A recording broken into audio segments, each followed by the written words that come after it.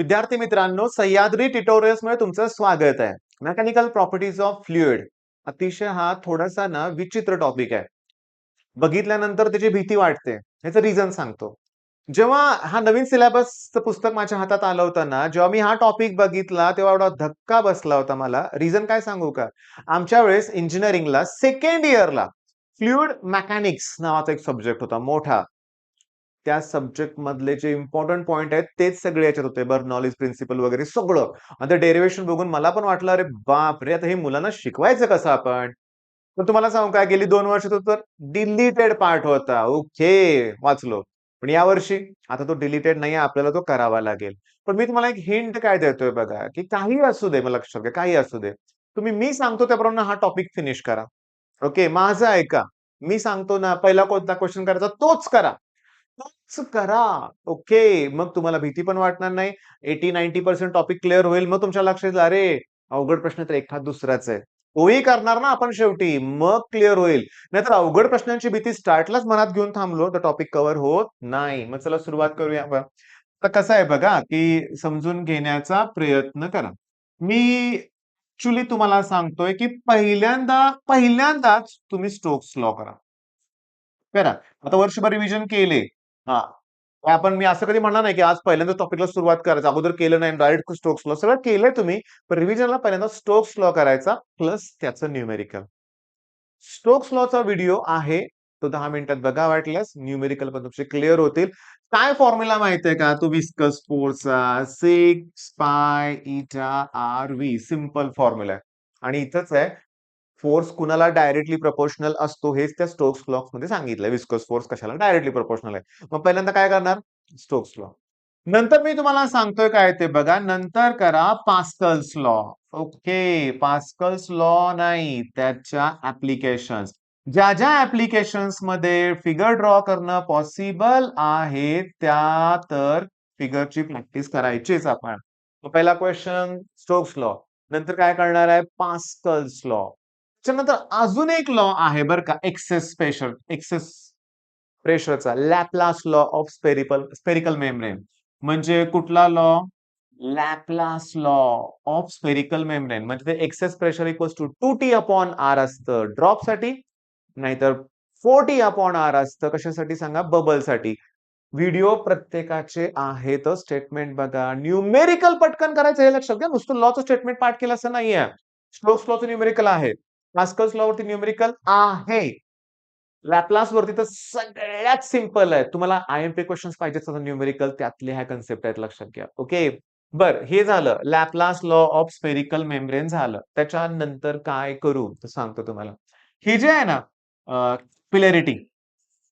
Okay. कॅपिलॅरिटी त्याची definition आणि त्याच्या ऍप्लिकेशन्स करायच्या.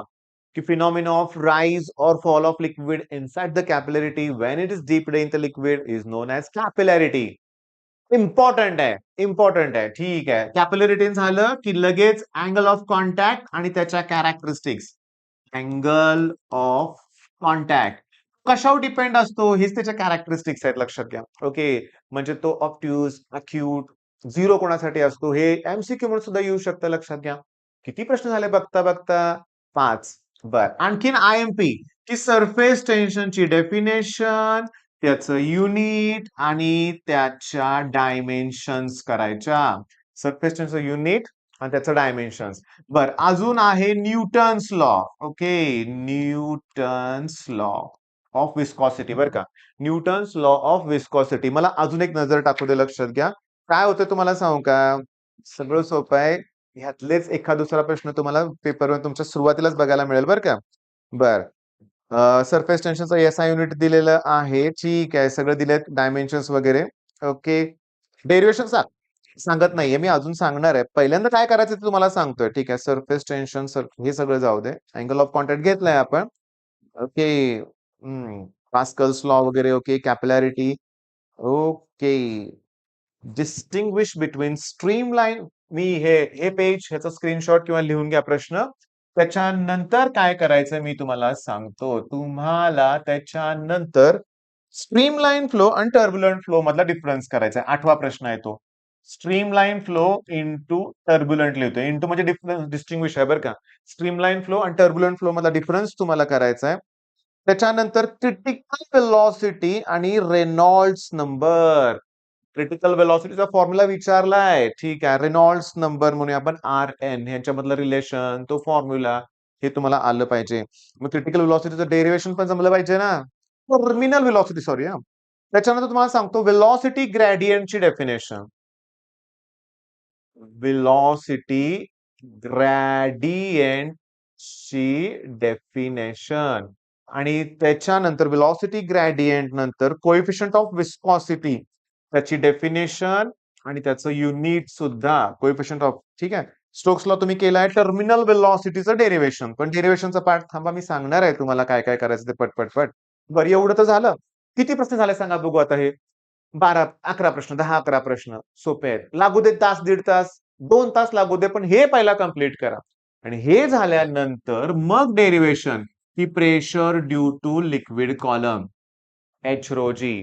पण त्या लिक्विडच्या वरती जे ऍटमॉस्फेरिक दिलं असेल ना प्रेशर, ते ऍड करावं लागतं त्याच्यामध्ये बरं का. एक्सरसाइज मध्ये न्यूमेरिकल आहे P0 ऍटमॉस्फेरिक प्रेशर दिलंय त्याच्यामध्ये. हे डेरिव्हेशन झालं की तुम्ही कॅपिलरीचं ते असते ना RH रो जी अपॉन 2 cos θ. 2 मेथड आहेत. त्याच्यानंतर तुम्हाला मी सांगतो हे डेरिव्हेशन झालं की आता बघा डेरिव्हेशन आहेत मी तुम्हाला आत्ताच बोललो टर्मिनल वेलॉसिटी. टर्मिनल वेलॉसिटीला सिम्बॉल VC यूज करूया असं वाटतंय मला. थांबा मी चेक करतो. ओके ते V सिम्बॉल दिले काय हरकत नाही. मग टर्मिनल वेलॉसिटी जे आहे त्याचं पेज नंबर सांगतो तुम्हाला. टर्मिनल वेलॉसिटी तर लिहितोय मी आणि वेळ लागू दे. टर्मिनल वेलॉसिटी पेज नंबर 48 वरती काय करायचं असतं लगेच जे न्यूमेरिकल दिलेत ते सॉल्व्ह करायचं बाळांनो. आणि सगळ्यात महत्वाचं आता हे 2 प्रश्न उरलेत की ज्या अवघड वाटतात तेव्हा अख्खा टॉपिक करू वाटत नाही. ते आहे equation of continuity, equation of continuity आणि बर्नॉलीज. ठीक आहे. इक्वेशन आता हे झालं. बरं अजून आहेत बरं का आणि त्याच्या ऍप्लिकेशन हा टॉपिकचा शेवटचा पार्ट आहे. आता मी एक छोटीशी रिक्वेस्ट काय करतोय बघा की बऱ्याच वेळा डिस्क्रिप्शन द्यायचं राहून जातं कारण मी हे ओळीने 4-5 व्हिडिओ तयार करतो. एक झाला की दुसरा तिसरा सलग सुरूच असतं. पुन्हा ते एडिट करून अपलोड करणं वगैरे. मग त्यावेळेस गडबडीत राहून जातं माझ्याकडून. पण तुम्ही Stokes law Sahyadri tutorial Laplace law of spherical membrane Sahyadri tutorial search करा. अतिशय सोप्या रीतीने ते एक्सप्लेनेशन घेतलेले आहेत. तर इथं लक्षात घ्या कोणत्या मेथडनं हे डिराईव्ह करायचं हे इम्पॉर्टंट आहे. प्रेशर डिफरन्स एक मेथड आहे त्याच्यामध्ये लक्षात घ्या. 2 वेगळ्या मेथड आहेत. त्याच्यानुसार तुम्हाला ते करावं लागेल. मग मला सांगा 15-16 प्रश्न कुठे एवढा अवघड आहे? न्यूमेरिकल्स अतिशय सोपे आहेत. मग काळजी करायची काही गरज नाहीये. All the best. ठीक आहे. मग हा टॉपिक आपण करूया. त्याचबरोबर उद्याचा दिवस अतिशय महत्वाचा आहे. तेव्हा तो मिस करायचं नाहीये. चॅनल तुम्ही जास्तीत जास्त मुलांबरोबर शेअर करा. एक छोटीशी रिक्वेस्ट आहे. लाईव्ह लेक्चर खूप आहेत. 10-12 चॅनल्स असे आहेत की जे लाईव्ह लेक्चर प्रोव्हाईड करतायत. पण बऱ्याच ठिकाणी टाइमपास होतोय. तो नको करू प्लीज. तुमचा अभ्यास झालाच नसेल तर बघण्याशिवाय पर्याय नाहीये. पण झाला असेल तर सेल्फ स्टडी अगदी माझे सुद्धा व्हिडिओ बघू नका. सेल्फ रिव्हिजन करा. ठीक आहे. मग चॅनल जास्तीत मुलांना शेअर करा, लाईक करायला विसरू नका. All the best. धन्यवाद.